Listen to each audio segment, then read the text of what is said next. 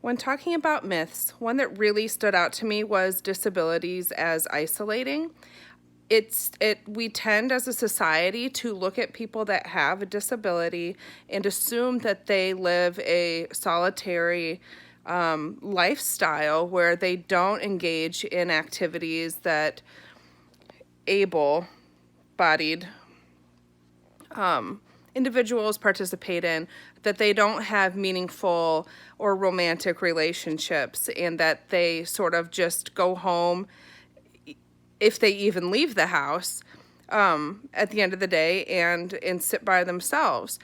I was put in my place by this myth. I have been guilty for way too long of just sort of assuming that came or went hand in hand with having a disability, to where I had a coworker who was or is still in a wheelchair a lot of the time because of her multiple sclerosis, and it is sometimes difficult for her to maneuver everyday tasks without her the assistance of her wheelchair. I didn't know her very well, but I was shocked to find out that she was married. She was married. I meet this man, and he comes over and plops a big kiss on her, and I'm just thinking to myself, oh my gosh, how could I not?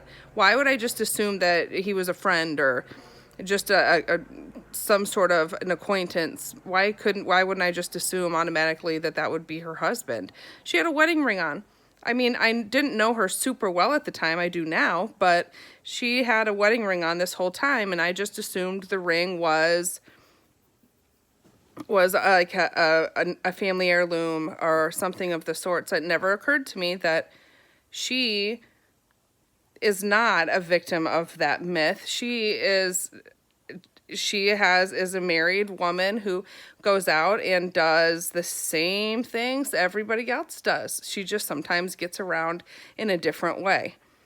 Another thing that she has taught me is to lighten up on the term wheelchair bound. It drives her nuts. She's like, I'm not wheelchair bound. She's like, are you couch bound? Are you toilet bound because you're sitting on the toilet? She's like, no, I use the wheelchair to get around. I'm not bound to it. When I'm watching movies, I sit on my couch just like everybody else. So this one was very interesting to me, and knowing her has really woken me up to the myths surrounding the different myths that surround people that have disabilities.